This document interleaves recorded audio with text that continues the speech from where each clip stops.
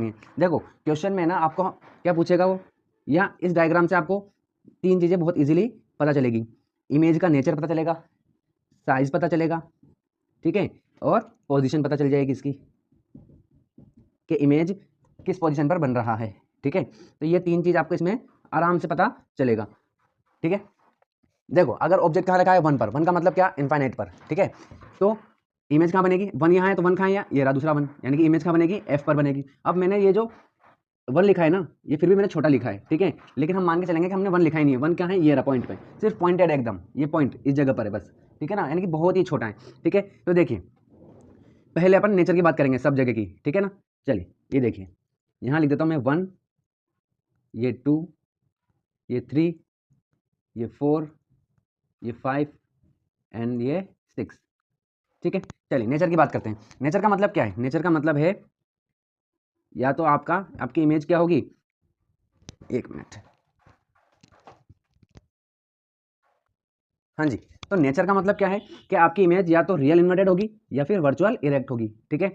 अगर कोई image real है तो 100% वो इन्वर्टेड ही होगी, या फिर कोई इमेज अगर इन्वर्टेड है तो वो 100% रियल होगी। इसी तरीके से अगर कोई इमेज वर्चुअल है तो वो 100% इरेक्ट भी होगी।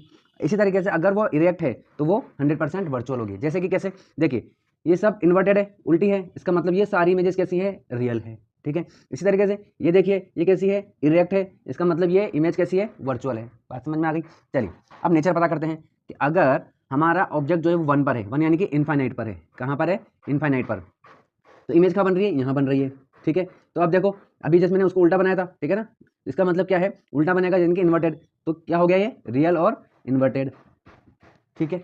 चलिए इसी तरीके से अगर आपने टू पे रखा तो टू पे यानी कि बिटवीन इनफाइनाइट एंड सी, या फिर इसको आप कैसे बोल सकते हैं, बियॉन्ड द सी, ठीक है ना।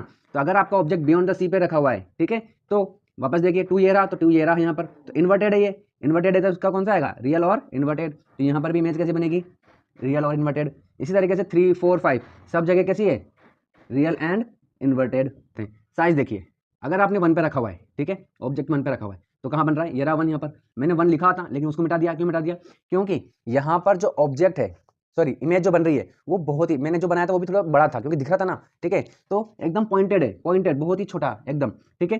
तो साइंस की लैंग्वेज में एकदम पॉइंटेड को बोलते हैं, यहाँ पर इस जगह पर अपन उसको बोलेंगे वेरी डिमिनिश, वेरी डिमिनिश, ठीक है, यहाँ जगह नहीं है इसलिए मैंने डी लिख दिया खाली, वेरी डिमिनिश्ड, ठीक है, समझ में आ गई बात। चलिए अब देखिए अगर टू पे रखा है तो यहाँ बन रहा है, ठीक है, तो यहाँ पर क्या होगा, ये इससे थोड़ा बड़ा होगा, ठीक है ना, इससे जो एफ पे बन रही थी